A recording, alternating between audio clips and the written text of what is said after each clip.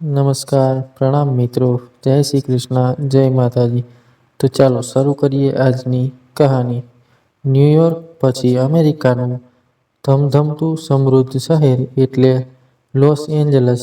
ફિલ્મી દુનિયાના હોલિવૂડે અહીંની ઇકોનોમીને ખૂબ જ ઊંચી કરેલી હતી. અહીં આવકો વધુ, તેથી દરેક વસ્તુ ખૂબ જ મોંઘી.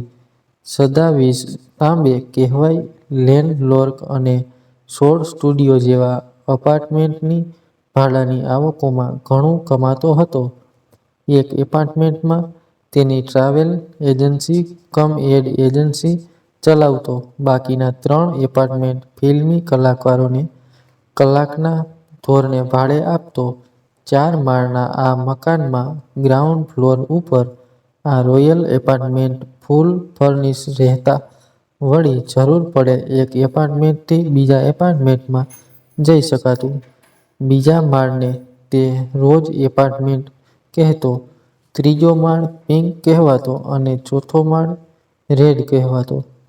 હોલિવૂડમાં આવી સગવડોના પૈસા મળતા. વળી ફિલ્મી કલાકારો સિવાય કેટલાક ટેકનિશિયનો અઠવાડિયાના દરે રહેતા, જેમનું બિલ મોટે ભાગે ફિલ્મનો પ્રોડ્યુસર આપતો હોય. તેની પાસે 4 લેક્સર ટેક્સી પણ રહેતી, જે પ્રોડ્યુસરો શનિ-રવિ માટે ભાડે રાખતા હોય. સદાશિવની પત્ની મેઘા દિવસ દરમિયાન ઓફિસ સાચવતી અને સાંજે પરામાં તેના ઘરે જતી રહેતી. દીકરો અક્ષર સાન એન્ટોનિયોમાં મેડિકલના પહેલા વર્ષમાં ભણતો હતો. દીકરી પરી સ્કૂલમાં 9મા ધોરણમાં ભણતી હતી.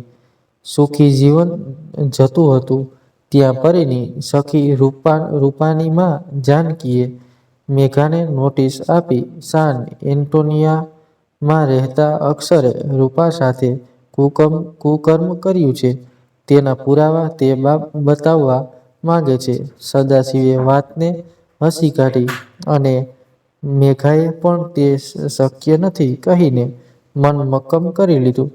જાનકીએ પરીને વાત કરી અને ધમકી આપી, તારી મમ્મીને ઘરમેળે વાત ન પતાવવી હોય તો તે કોર્ટ કેસ કરશે.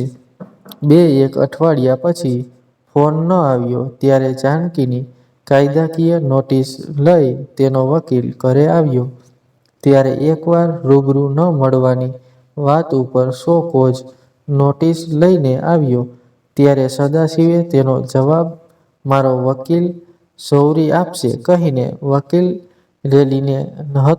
રેડીને હતો તેમ પાછો કાઢ્યો.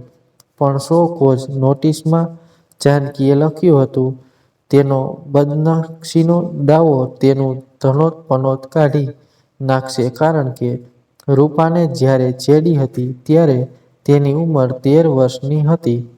કાચી ઉંમરમાં શારીરિક છેડછાડ અને અક્ષર 18 વર્ષનો, તેથી કાયદો અક્ષરને જેલ જ બતાવે. વકીલ રાજન શેરીને જ્યારે આ શો કોઝ નોટિસ બતાવી ત્યારે તેણે અક્ષરને મળવાની વાત કરી. સાન એન્ટોનિયો ફોન કર્યા ત્યારે અક્ષર બોલ્યો, રૂપા તો ટાઈમપાસ છે, તેની ઉંમરના કેટલાય મિત્રોમાં તે બદનામ છે અને તેની મા બધે આવું કરીને પૈસા પડાવે છે. મેઘાએ તેને રોકીને પૂછ્યું, તને આ બધી ખબર હતી? મોમ, અમારા ગ્રુપમાં એવું કહેવાય છે, જે હા કહે તેને છોડવી નહીં અને ના કહે તેને છેડવી નહીં. એટલે તે એની સાથે કુકર્મ કર્યું હતું. મોમ, કોઈ કુકર્મ નહીં, ફક્ત હળવી મજાક અને છેડછાડ. પણ તેની ઉંમર તો જોઈએ ને. ફોનના બંને છેડાના થોડા સમયના મૌન પછી રાજન શૌરીએ ફોન લીધો અને કહે, સાન એન્ટોનિયોની પોલીસ મળવા આવે કે ધરપકડ વોરંટ લાવે તો તેમને મારો સંપર્ક નંબર આપી દેજે, પણ કંઈ ખુલાસા ના કરીશ અને મન દઈને ભણજે. રાજને મેઘા અને સદાશિવને કહ્યું કે શો કોઝ નોટિસનો જવાબ તો આપવો જ પડશે. તમને 2 વકીલોની હાજરીમાં મળવા જણાવીએ.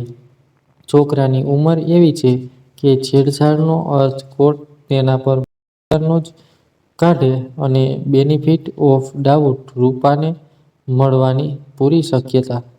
બેઉ વકીલની હાજરીમાં આંખમાં ઢગલો આંસુઓ સાથે જાનકીએ રૂપા પર બળાત્કાર થયાની વાતને ખૂબ જ ચગાવી. મેઘાને જોઈને તે કહેતી, મારાથી પરી સાથે આવું થયું હોત તો તમે ગુનેગારને શું દંડ કરો?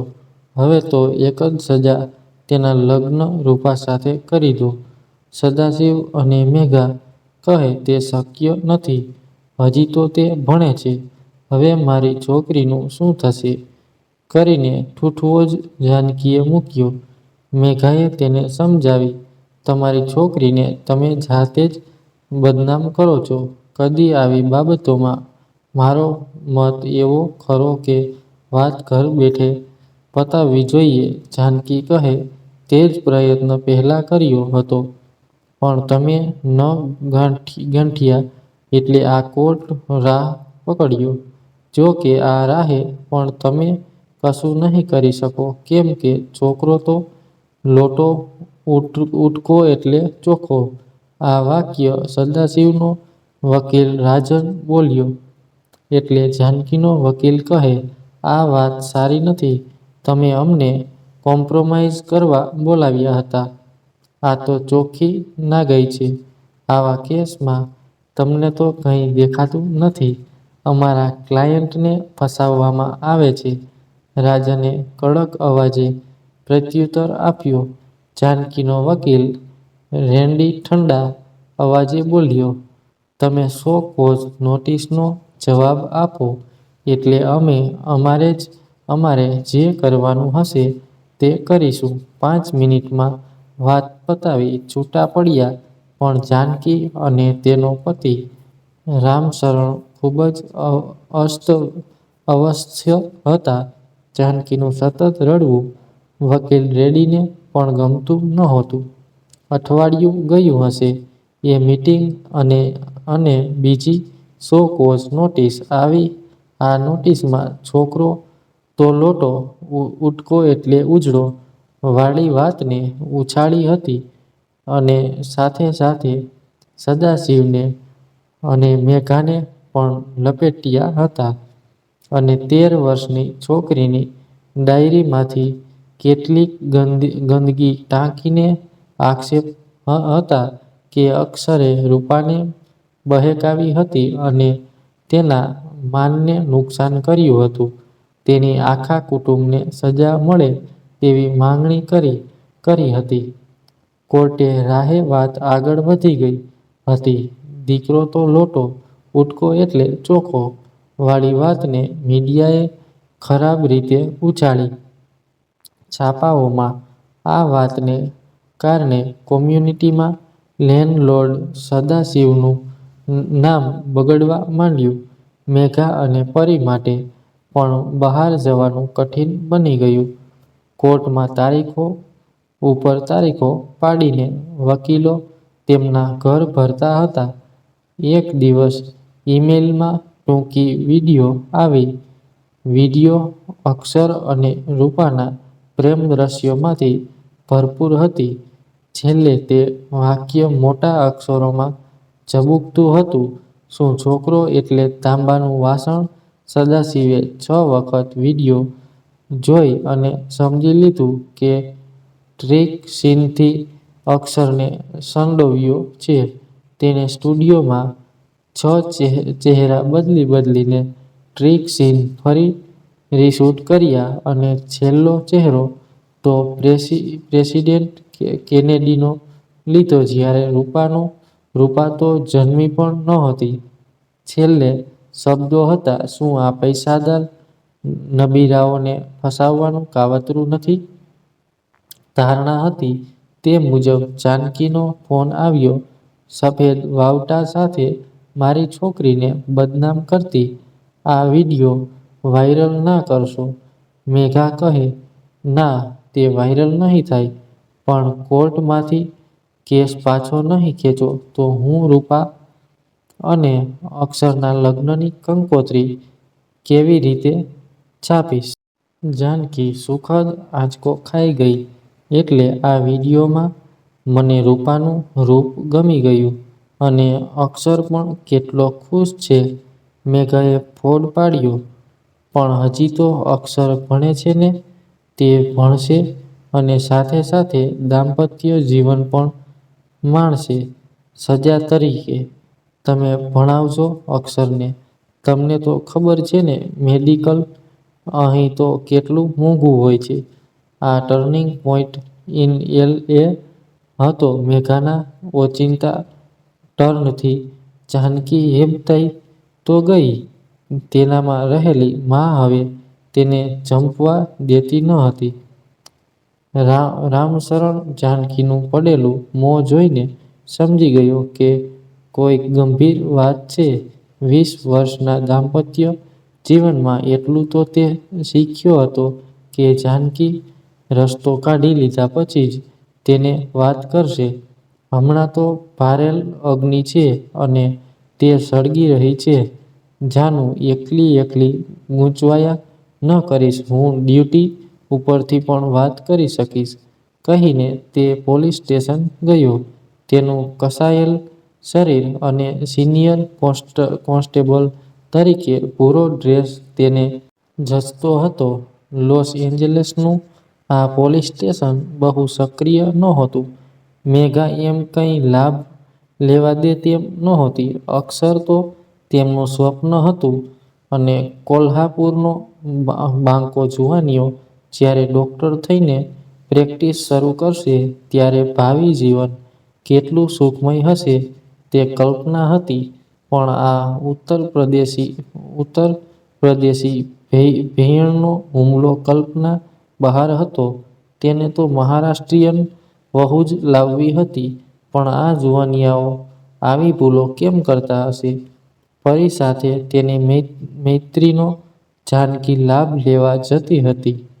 જાનકી હજી પણ સમજી શકતી નહોતી કે આ છૂટકું છે કે સાચો જ ઓફર.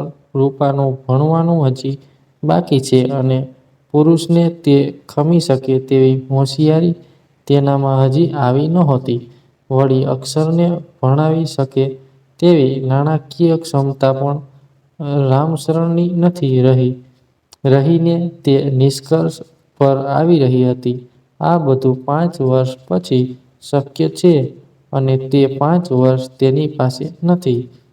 વકીલ રેડ્ડીને વાત કરી જોઈએ એમ વિચારીને એણે ફોન લગાડ્યો. ઉંમરને ધ્યાનમાં લઈ કેસ થોડો વહેલો થઈ ગયો છે. સદાશિવ પણ ફોટોગ્રાફર છે. તે આપણી ટ્રીક સમજી ગયો છે અને એવી 6 માણસો સાથે રૂપાને વળતી ઈમેલ મને મોકલી છે. જાનકીએ રડતા રડતા કહ્યું. પહેલાં તો આ રડવાનું બંધ કરો. રેડ્ડી સહેજ ખીજવાઈ ને બોલ્યો. હા, પણ ત્યાંથી વાત અટકતી નથી. મેઘાએ મને એમ પણ કહ્યું કે તમે કેસ પાછો ખેંચી લો તો રૂપાના લગ્ન અક્ષર સાથે કરાવી દઈશ. તમે એની મેડિકલ તાલીમનો ખર્ચ ભોગવજો. રામશરણ શું કહે છે? મેં આપને પહેલાં ફોન કર્યો છે.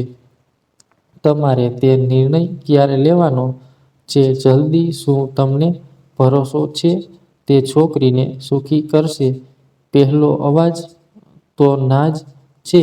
આટલા વધેલા વેર સાથે તો કેસ તો તરત પાછો લઈ લેવાય. પણ તેમનો પછીનો વાર શું હોઈ શકે તેની ચિંતા કરું છું. રામ અવતાર સાથે વાત કરાવો કોન્ફરન્સ કોલ ઉપર. તેમનો મત જાણવો જરૂરી છે. ભલે, હું તમને તેમની સાથે વાત કરાવું. તમારો બીજો અવાજ શું કહે છે? બીજો અવાજ જોખમી છે. પણ 5 વર્ષ રાહ જોઈ રૂપા પુખ્ત થાય પછી વિચારવાની વાત આવે છે. ભલે, હવે રામ અવતારની સાથે કોન્ફરન્સ કોલ લગાડો. રામ અવતાર જાનકીના ફોનની રાહ જોતો જ હતો. જાનકીએ વાત શરૂ કરતા કહ્યું, મારી સાથે ફોન ઉપર રેડ્ડી સાહેબ છે. સવારે મેઘાને મેં ફોન કર્યો ત્યારે તેની શરત હતી કે કેસ પાછો ખેંચી લો અને રૂપા સાથે અક્ષરના લગ્ન. શું અક્ષરના લગ્ન? હા રામ અવતારજી, આ તો આપણું જ કહેલું આપણને પાછું આપે છે. એક વધુ શરત છે અને તે અક્ષરનું ભણતર આપણે માથે છે. શું? હા આ તો છૂટકું છે.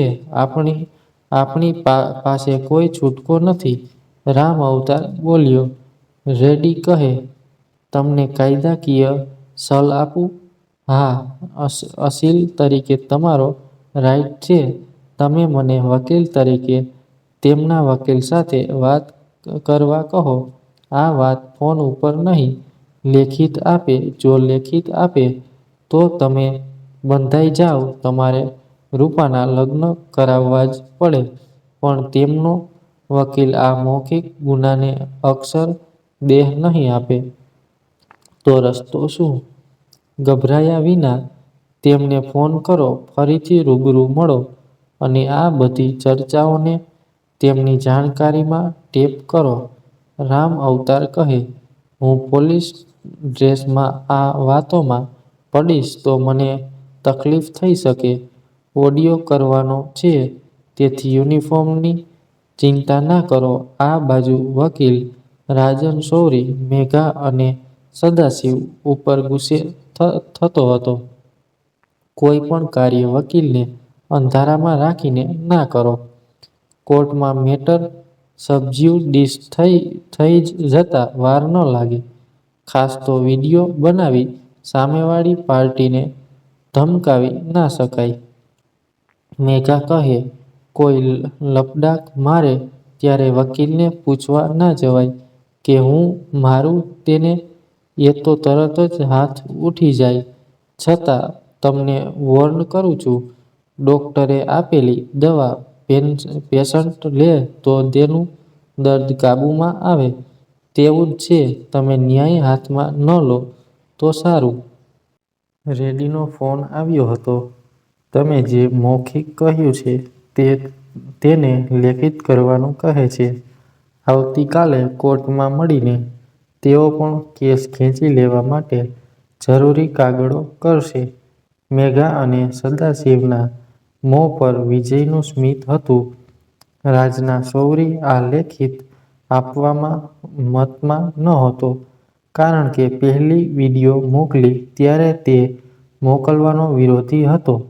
હવે આ પણ તે ભૂલને લેખિત રીતે કોર્ટમાં કરવાનો મતલબ ગુનો કરીને ગુનો કર્યાની સાબિતી આપવાની. રેડ્ડી કાયદાની રાહે ચાલીને સમાધાન કરવાની વાત ઉપર જોર મૂકતો હતો. વળી રૂપા અંડર એજ છે તે નબળાઈ પણ કેસ ન ખેંચવા માટેનું સબળ કારણ હતું. વળી અક્ષર તો મોટો છે તેથી આવા દસ્તાવેજ ઉપર તેની પણ સહી જોઈએ, જે કાલે આવી શકે તેમ નહોતો. તેથી ચર્ચા ફોન ઉપર ટેપ થશે. તેની 2 કોપી બંને વકીલોને અપાશે. આ બધું કામ કોર્ટમાં કરવાનું ફક્ત કારણ એ જ હતું, મેઘા કાલે ઉઠીને ફરી ન જાય. કાયદાકીય રીતે આ નબળું કામ છે, પણ ન મામા કરતા કાણો મામો સારો વાળો હાલ છે. બીજે દિવસે કોર્ટમાં 11ના ટકોરે કોન્ફરન્સ ફોન ઉપર નોટરીની હાજરીમાં કોલ થયો. સાન એન્ટોનિયોથી અક્ષયને લેવાયો અને ટેપ રેકોર્ડર શરૂ થયું. નોટરીએ પોતાની ઓળખાણ આપી અને સૌ હાજર વ્યક્તિઓની નોંધ લેવાઈ. 5 વર્ષ પછી થનારા લગ્નની નોંધ લેવાઈ અને તે વાતમાં બધી મૌખિક વાતો લેખિતમાં લખાઈ અને તે ઘટનાના ઉલ્લંઘન બદલ નાણાકીય દંડની જોગવાઈ રખાઈ અને એક ફરજિયાત શરત રખાઈ અને તે ભણવામાં વિઘ્ન ન પડે તેથી બંને વરવધુને મળવાની છૂટ ન અપાઈ. આ સમગ્ર લખાણમાં ફિલ્મ અને અભદ્ર વિડીયોની મનાઈ ફરમાવી. ચર્ચામાં વડીલોની હાજરીમાં વર્ષમાં 12 વખત મળવાની છૂટ અપાઈ. ફોન ઉપર કે ઇન્ટરનેટ ઉપર પણ મનાઈ ફરમાવાઈ. હાજર હતા તેમની લેખિત મંજૂરી લેવાઈ અને અક્ષયની મૌખિક મંજૂરી લેવાઈ અને અઠવાડિયામાં એણે પણ સાઇન કરી મોકલવાનું નક્કી થયું. મેઘાએ ઘણી શરતો સામે વાંધો લીધો પણ 4 કલાકને અંતે પહેલો વિડીયો કોન્ટ્રાક્ટ થયો. નોટરીના સહી સિક્કા થયા પછી નોટરીએ રામ અવતારને અને સદાશિવને તેમની કોપી આપી. આ કાયદાકીય લખાણ પછી જાનકીને હાશ થઈ, પણ રામ અવતારની ફડક શરૂ થઈ. ખર્ચ પેટે દર મહિને 5,000 ભરવાના હતા અને તે પણ 5 વર્ષ.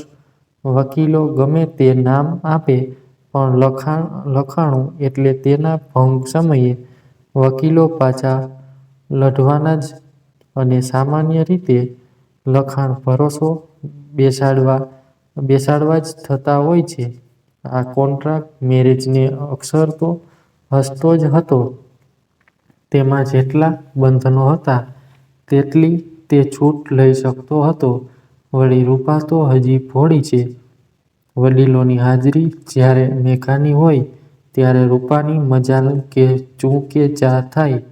રૂપાની 16મી વર્ષગાંઠે સ્વીટ 16 પાર્ટીમાં અક્ષરને તેનો બોયફ્રેન્ડ જાહેર કરવાની ઘડી હતી. 4 મહિના થઈ ગયા હતા.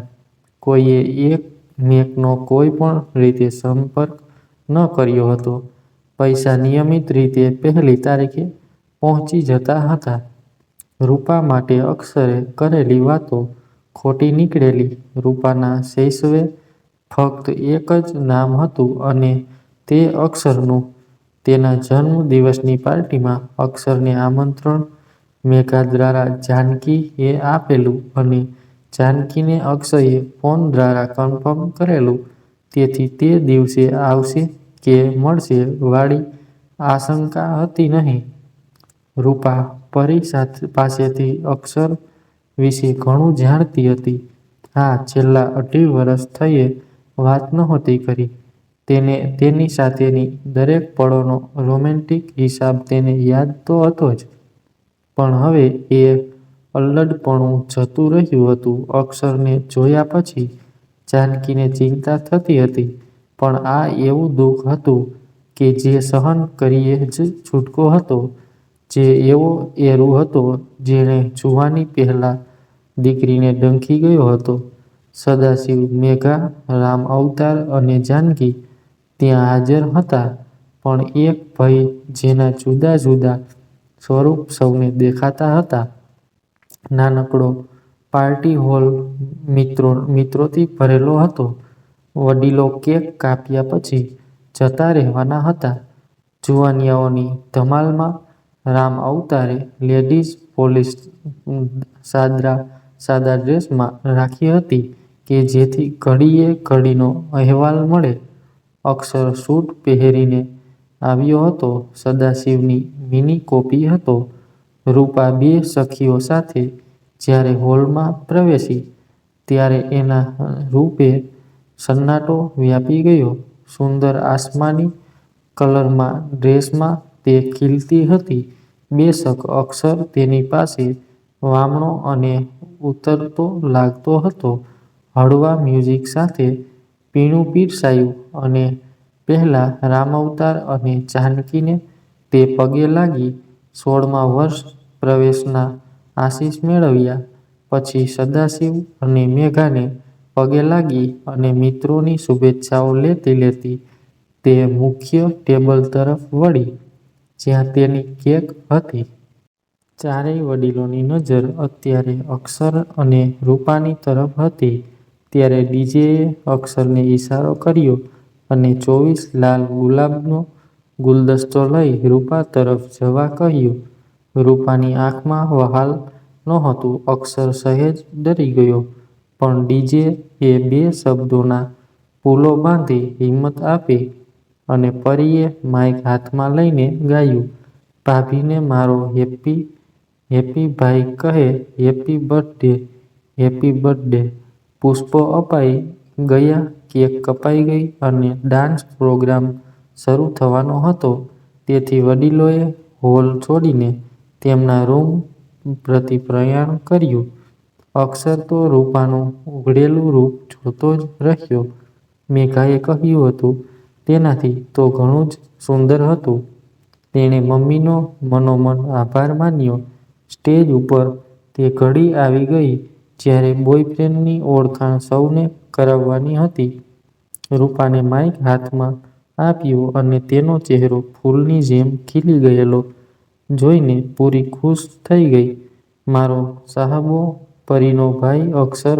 હું નાસમજ હતી ત્યારથી જ હું અક્ષર સાથે રહેવા મથતી હતી અને આજે સમજણી થયા પછી તો આખી જિંદગી સાથે રહેવા માગું છું. બસ શરત એટલી જ કે આખી જિંદગી તે યસ મેમ કહીને મારા કંટ્રોલમાં રહે, મને રાણીની જેમ રાખે અને મારું કહ્યું જ માને. આખા હોલમાં હસાહસ થઈ રહી હતી. અક્ષરે માઇક હાથમાં લઈને કહ્યું, યસ મેમ. ફરીથી હાસ્યનું મોજું ફરી ગયું. પાછું માઇક હાથમાં લેતા રૂપા બોલી, તને સમજ નથી પડતી અક્ષર કે આજના દિવસમાં શું કરવાનું? ચાલ મને તારી ગર્લફ્રેન્ડને કિસ કર. અક્ષર કહે, મને શરમ આવે છે. આટલા બધાની હાજરીમાં હું નફ્ફટ નથી. મને ના પાડે છે. ના, હું તો લાઇટ બંધ કરવાનું કહું છું. ડીજેએ લાઇટ બંધ કરી અને સ્પોટ લાઇટ બંને ઉપર મૂકી જ્યાં રૂપાએ તેના હોઠ ઉપર બચકું ભર્યું. ઉહ્હકારા ભરતા બોયફ્રેન્ડે ચીસ પાડી અને લાઇટો ચાલુ થઈ ગઈ. આખો હોલ હસતો હતો. રૂપા ફરીથી બોલી, બોલ, રહીશ ને સાથે? અક્ષર ફરી બોલ્યો, યસ મેમ. પરી અક્ષરને કહે, નો મેમ કહે આજે તો હોઠ કરડ્યો પણ કાલે આંખો કરડી ખાશે ભઈલા. રૂપા કહે, બોલ, રહીશ ને સાથે? અક્ષર કહે, યસ મેમ. રૂપા કહે, કોઈનું કહ્યું માનીશ? અક્ષર હડબડાટીમાં બોલ્યો, યસ મેમ અને પછી તરત ભૂલ સુધારી, નો મેમ, નો મેમ. હાસ્યનો ગુબ્બારો ઉઠ્યો. ખાવાનું શરૂ થયું. આઈસ્ક્રીમ અને મીઠાઈ વહેંચાઈ. લોકોએ બંનેને અભિનંદન આપ્યા.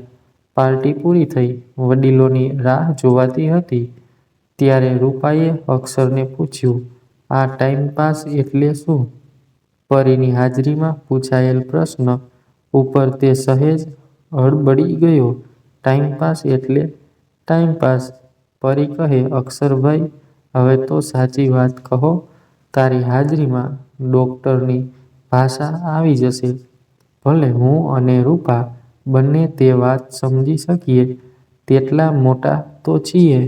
તો સાંભળ રૂપા, તારા કરતાં હું 5 વર્ષ મોટો.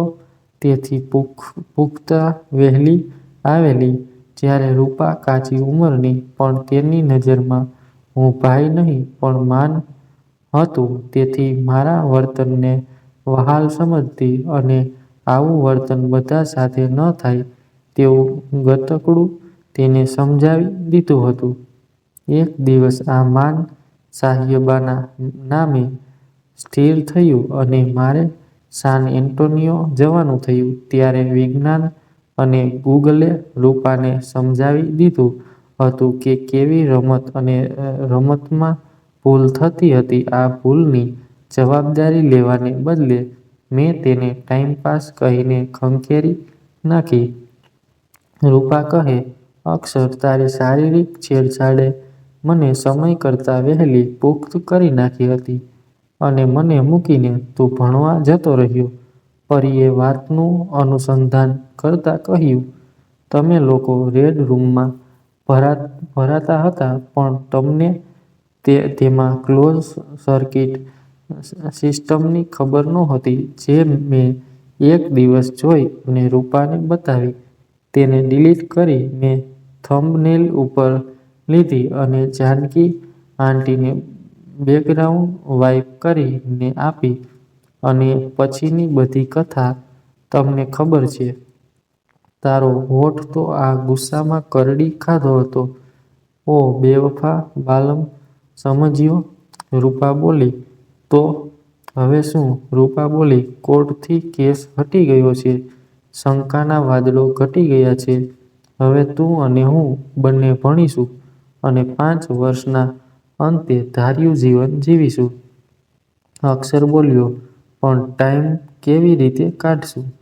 પાછળથી ડોકિયું કરતા બોલ્યા હેડ કોન્સ્ટેબલે. રામ અવતારે જજની અદામાં કહ્યું, no time pass till you graduated. કથામાં આવેલ ટર્નની જેમ જેમ સૌને ખબર પડતી ગઈ તેમ તેમ વાતાવરણ હળવું થતું ગયું.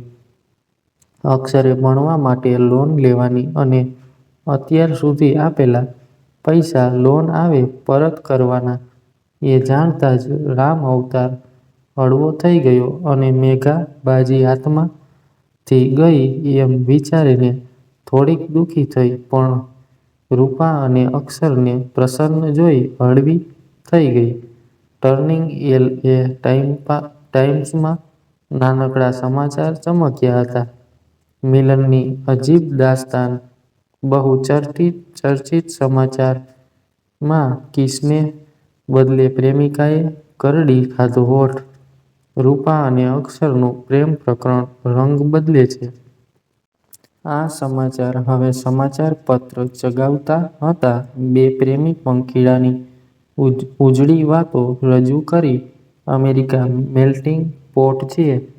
ભારતના બે રાજ્ય મહારાષ્ટ્ર અને ઉત્તર પ્રદેશના પ્રતિનિધિનું મિલન હતું. લોકલ રેડિયો સ્ટેશનની હોસ્ટ ભદ્રાને આ કિસ્સો ખૂબ ગમ્યો. તેથી તેણે રેડિયો ઉપર બંને પ્રેમી પંખીડાનો ઇન્ટરવ્યૂ લેવાની ઓફર મોકલાવી. કોન્સ્ટેબલ રામ અવતારને તે ના ગમ્યું પણ જાનકીએ હા કહી એટલે અક્ષરને પણ ફોન થયો. કોન્ફરન્સ કોલ ઉપર અક્ષરને લેવાયો. બીજા ફોન પર રૂપા હતી અને ભદ્રા રેડિયો સ્ટેશન પરથી આ મીટિંગ કંડક્ટ કરતી હતી. શ્રોતા મિત્રો, આપણી કોમ્યુનિટીમાં ચર્ચાયેલો એક કેસ જે અમેરિકામાં સહજ છે પણ ભારતમાં તે ચર્ચાસ્પદ થઈ શકે તેના બે પાત્રોની સાથે આજે જીવંત ચર્ચા કરીશું. આપણે સાથે ફોન ઉપર તેમના વડીલો અને વકીલો પણ હાજર છે. અને પ્રસંગ ચર્ચાયા પછી શ્રોતા મિત્રો તેમના અભિપ્રાય આપી શકશે. તો ચાલો તમારી ઓળખાણ કરાવું. રૂપા અને અક્ષર, આપણા નાયક અને નાયિકા. થોડા મ્યુઝિક પછી રૂપા કહે છે, હું રૂપા, મારો સાહિબો છે અક્ષર, મારી મિત્ર પરીનો તે ભાઈ. હું બહુ નાની હતી ત્યારથી મને તે ગમતો પણ ભાઈ તરીકે નહીં. મને એના માટે માન હતું. તે કંઈ પણ કરે તો મને ગમતી હોવાનો તેનો હક સમજતી. તેની નાની નાની વાતોમાં પણ હું પ્રસન્ન થઈ હતી. ટૂંકમાં એની અસરમાં હું હતી. મને થતું કે આની સાથે આખી જિંદગી રહેવા મળે તો કેવું સારું. મારી આ વાતોને પરી હસી નાખતી. થોડા મ્યુઝિક પછી ફરી ભદ્રા કહે, ચાલો હવે સાન એટોર્નીઓથી અક્ષરને મળીએ. અક્ષર કહે, હું રૂપા કરતાં 4 વર્ષ મોટો. તે પરીની બહેનપણી એટલે મારે માટે પણ નાની બેન જેવી જ. પણ ક્યારેક તે મને જોતી તો મને લાગતું કે તે મને બીજી જ નજરે જુએ છે. તમે સમજી ગયા ને? પુખ્ત છોકરો કોઈ પુખ્ત છોકરીને જે નજરે જુએ તેવી નજરે. મને તે નજર ગમી અને મેં પૂછ્યું, રૂપા, હું તને ગમું છું? તે શરમાઈને અને બોલી, હા. અને તે નાસી ગઈ. મેં બીજે દિવસે ફરીથી એ જ નજરે જોતી પકડી પાડી અને કહ્યું, મને પણ તું ગમે છે. થોડુંક મ્યુઝિક વાગ્યું અને ફરીથી ભદ્રા બોલી, આ તો કાચી ઉંમરનો પ્રેમ. કહે છે કે ઝાંઝર અને કાયલ હૈયું છુપવું ના છુપાય. બસ તેમ જ મમ્મીને ખબર પડી ગઈ. માઇક ઉપર જાનકી બોલી, અરે રે, તે આ શું કર્યું? કાચી ઉંમર અને આ પ્રેમનું આલંબન પરિણામ વિચાર્યું છે?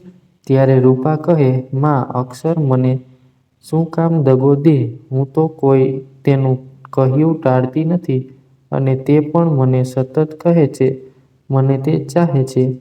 ભદ્રા આ ચર્ચા દરમિયાન માની વ્યથાને શબ્દદેહ આપે છે. દીકરીના ભોળપણને કેમ ખાળવું? આ વ્યથા 90% માની હોય છે. ફોનની ઘંટડી વાગે છે. શ્રોતાઓને બોલવા દેવાય છે. એક મંતવ્ય એવું હતું કે મા-બાપનો વાંક છે, તાલીમ અપાઈ નથી. આવા પ્રસંગો ન ઘટે તેની તકેદારી લેવામાં મા કાચી પડી છે. બીજું મંતવ્ય એવું હતું કે છોકરો ભારતીય હતો, તેનું આવું તકવાદી વલણ નિંદનીય છે. ત્રીજું મંતવ્ય એવું હતું કે ભારત કરતાં અમેરિકા ઘણી બાબતે પ્રેક્ટિકલ અને વ્યવહારુ છે. તેમના મા-બાપ સાથે વાત કરો અને 18 વર્ષ સુધી તેમનો ખ્યાલ રાખો. ચોથું મંતવ્ય તો એ હતું કે હજી સુધી તેમના સંબંધો નાના બાળકના જન્મ સુધી પહોંચ્યા હોય તો તે એવી સંસ્થામાં કામ કરે છે કે તેઓ તે બાળકના જન્મ પછી પણ પગભર ન થાય તે બાળકને સાચવવા પણ તૈયાર છે. ભદ્રા કહે, આનું નિરાકરણ શું? તેનો જવાબ આપને કથા જેમ આગળ ચાલશે તેમ આપને મળતું જશે. રૂપાની માતા આના નિરાકરણ માટે અક્ષરની માતાને વાત કરે છે. જાનકી બોલે છે, જુઓ, તમારા દીકરાએ મારી દીકરી સાથે કુકર્મ કર્યું છે. મારી દીકરી નાની અને નાસમજ છે. તે સમયે તેને વહુ તરીકે સ્વીકારો નહીંતર અમેરિકન રાહે તેના ઉપર કેસ કરીશ. પાછળ બેકગ્રાઉન્ડમાં જાણે વીજળી પડી હોય તેવો ગડગડાટ થાય છે. મેઘા બોલે છે, મારા દીકરાને ફસાવવા તમે આ કામ કરો છો. તમે સ્યુ કરશો તો શું અમે બેસી રહીશું? ભદ્રા માઇક ઉપર ભારે અવાજે કહે છે. એક ખુલતી કડી જેવી પ્રેમકથા કોર્ટમાં ચડી ગઈ. આક્ષેપ અને પ્રતિ આક્ષેપો ચાલુ હતા. ત્યાં વાતો એવી આવી કે રૂપા ચરિત્રહીન છે અને અક્ષર તેને ભોળવી રહ્યો છે. કેસ સબ જુડિસ હોવા છતાં બંને એકમેકને મળે છે.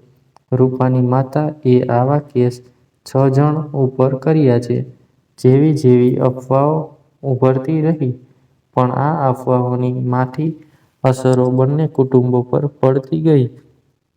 અને એક દિવસ ચમત્કાર થયો.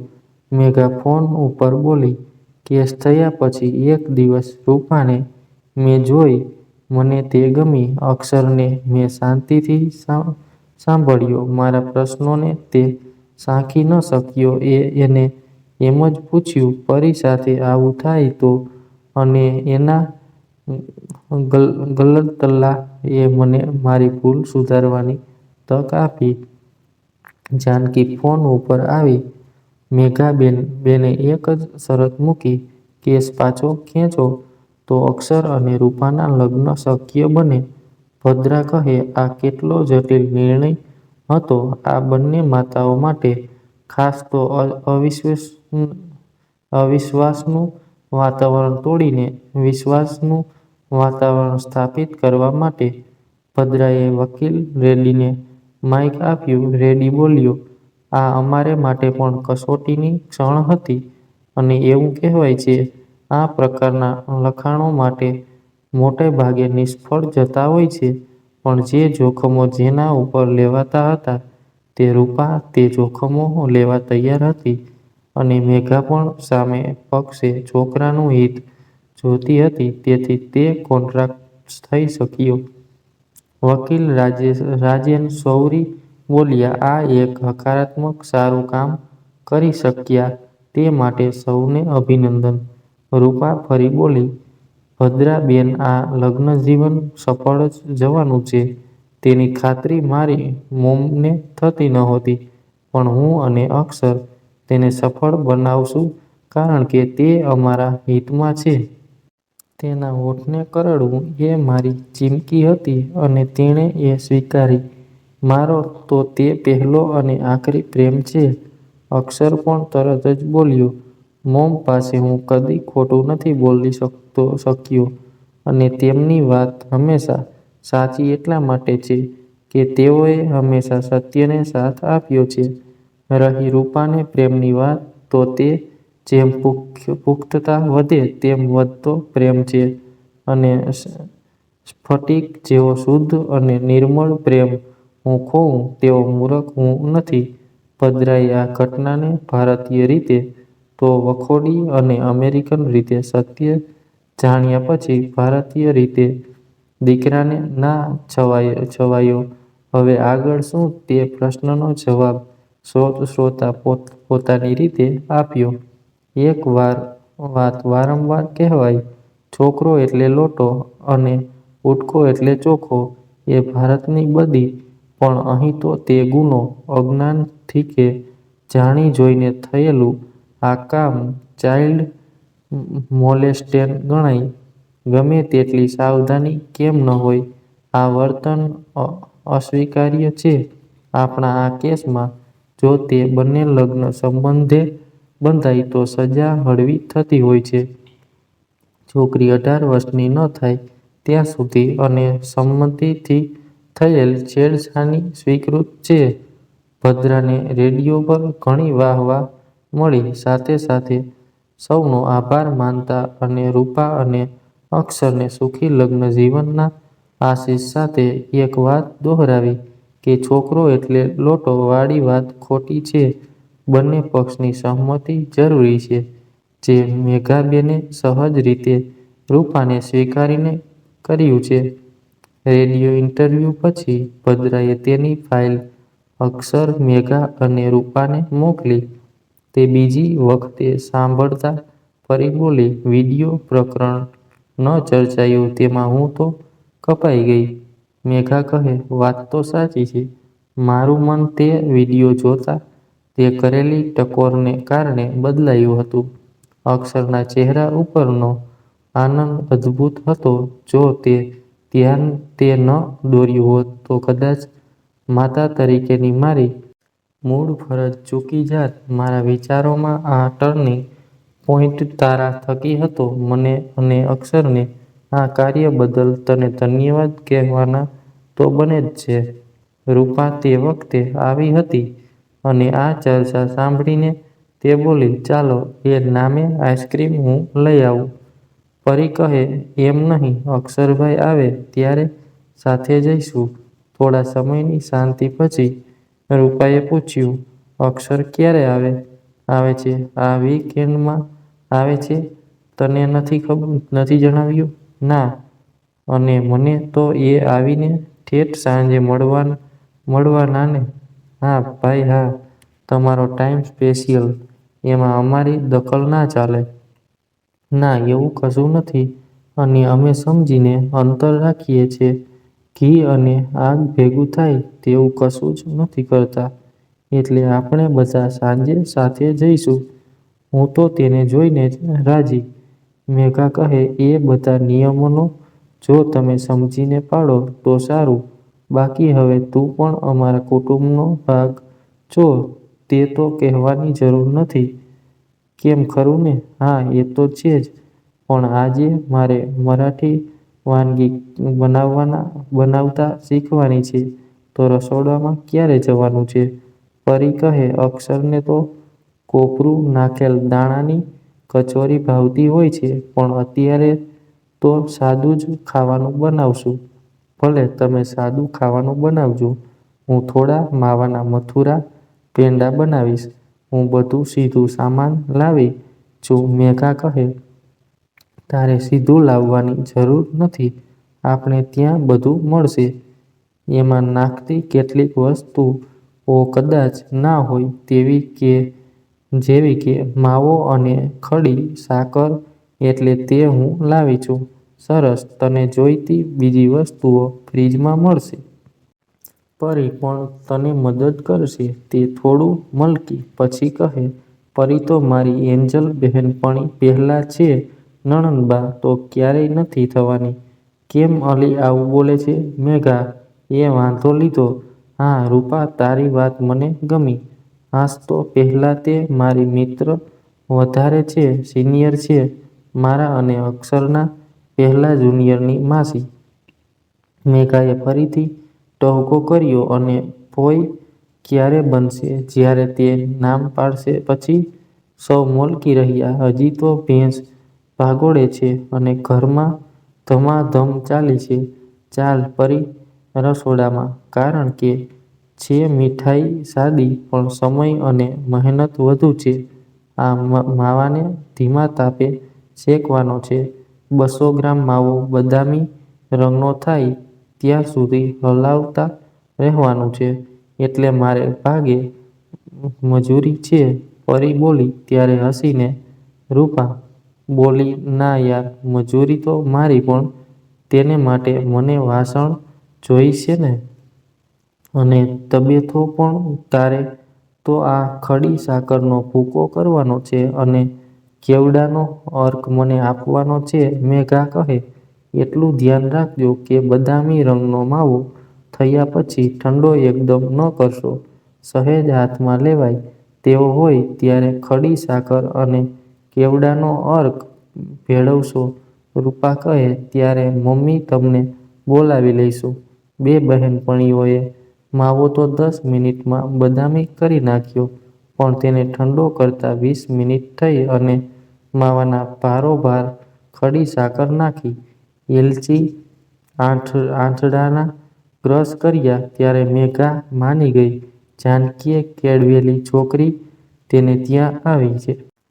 નાની ચમચી ના માપે 20 પેંડા તૈયાર થયા પછી ખડી સાકરના ભૂકો ભભરાવીને પ્લેટમાં ગોઠવ્યા અને ઠંડા કરવા મૂક્યા. ત્યારે પરી બોલી મારી સખી, આ પેંડાની ખડી સાકર જેમ અમારા રૂમમાં. રૂપા તારું સ્વાગત છે. મેઘા ત્યારે બોલી મારે તો એક દીકરી હતી અને હવે તું આવી, તેથી વહુ નહીં તું પણ મારી દીકરી બનીને રહીશ. ભગવાન તારું ભલું કરે. અને $20ની નોટ તેના હાથમાં આપી. પરી કહે મને. રૂપાએ તે નોટ પરીને આપવા માંડી ત્યારે મેઘા બોલી ના બેટા, તારું આ ઘરમાં સ્વાગત છે, તારો હક છે. પરીનું તો આ આખું ઘર છે અને તે પહેલીવાર રસોઈ બનાવી છે ને? પછી પરીને પણ દાપું આપ્યું અને કહે આ આપણા સંસ્કાર છે. વહુ વહેંચીને ખાવું, સુખ હોય કે દુઃખ. મેઘા દ્રવી ગઈ અને બોલી પરી તારો તો બહુ જ આભાર. આવી ગુણિયલ વહુને મેળવવી એ પણ એક સુકૂન છે. રૂપા મેઘાને પગે લાગતા બોલી માં, તમને કહું તો આપનું સાસુપણું ઉજળું થશે અને મને એક વધુ માં મળશે. મેઘાએ આશીષો આપી અને 10 પેંડા પ્લાસ્ટિકની સેન્ડવીચ બેગમાં ભરીને આપ્યા. રામ અવતાર અને જાનકી માટે 5 વાગતા રૂપા નીકળી ત્યારે એક પ્રકારનો આનંદ લઈને તે નીકળી. જમવા રોકાવાનો આગ્રહ કર્યો પણ ટ્રાફિક વધી જશે વાળી વાતે મેઘા વળી ગઈ અને સાથે સાથે તેને અક્ષર આવે ત્યારે સવારથી આવી જજે નું આમંત્રણ પણ આપી દીધું. મેન રોડ ઉપર ચડતા રેડિયો ઉપર ગીત વાગતું હતું તુમ્હેं और क्या दूं मैं दिल के सिवा, तुमको हमारी ઉમર લગ જાયે. તે મલકી સાથે સાથે તે ગીત ગણગણતી રહી. તેને લાગ્યું કે અક્ષર તેની સાથે છે અને તે જાણે અક્ષરને આ ગીત સંભળાવી રહી હોય તેમ અનુભવ્યું. કાશ કે વચ્ચેનો કોર્ટના આક્ષેપો બંને વચ્ચે આવ્યા જ ન હોત તો? ઘરે પહોંચીને પહેલો અનુભવ જાનકીને કહેવો કે નહીં તે દ્વિધા અનુભવતી રૂપા ઘરે પહોંચી ગઈ. જાનકી તેની રાહ જોતી જ હતી. સાસરવાસ જઈ આવી? હા માં, મને તો બીજી માં મળી. બહુ સારા લોકો છે માં, મને દીકરીની જેમ સાચવી છે. હું તો મેઘાબાને ફિલ્મોની લલિતા પવાર જેવી માનતી હતી. પણ ના, એવું નથી. જાનકીને હજી ભરોસો બેસતો ન હતો, પણ તે પોતાની મજબૂરી પણ સમજતી હતી. મથુરાના પેંડા કાઢીને આપ્યા અને આખો પ્રસંગ વિગતે કહ્યો. મેઘા આ લગ્નને આનંદનો પ્રસંગ માને છે. તે વાતે તેને થોડી રાહત આપી. તેના મનમાં ચાલતા અવઢવ કોને કહે? રામ અવતાર પણ આ ઘટનાને કુદરતી રીતે કર્મના લેખાજોખા કહી શાંત થઈ જતો. પણ પોતે તો માં છે ને! હવે ફળકતે હૈયે અક્ષર આવશે ત્યારે ની ફડક ચાલુ થઈ તે રાત્રે જાનકી રામ અવતાર સાથે વાતો કરતા બોલી, મેઘાનો સારો અનુભવ લઈને રૂપા આવી છે. મને તો લાગે છે કે લોકો પાસે બે ચહેરાઓ છે. કોર્ટમાં ગયેલ કેસ કેવી રીતે બદલી નાખ્યો હતો. રામ અવતાર કહે, રૂપાને સમજાવી દે. જ્યારે અક્ષર કે મેઘા ચહેરો બદલે ત્યારે એકદમ સાવધાન થઈ જવું. હું ચિંતિત છું તે ઘડી ન ઓળખાય ત્યારે. જો તે ઘડી ન આવે તેટલા પૂર્વ પ્રસંગ તેને સમજાવી દે અને કહે કે સાવધાન રહેજે. આ પ્રસંગો લગ્ન પછી જ ભજવાય તે તારા હિતમાં છે. આજનું વિજ્ઞાન અને ટેકનોલોજી એટલી વિકસેલી છે કે તેઓને આ સમજાવવું નથી પડતું. ગૂગલ આવી તકલીફોનું નિરાકરણ પણ બતાવતું જ હોય છે. આગળનો પાર્ટ કાલે બપોરના 12:30 વાગે આવશે. તો સ્ટોરી સારી લાગી હોય તો કોમેન્ટ અને લાઈક કરવાનું ભૂલતા નહીં. સ્ટોરી પૂરી સાંભળવા બદલ ધન્યવાદ.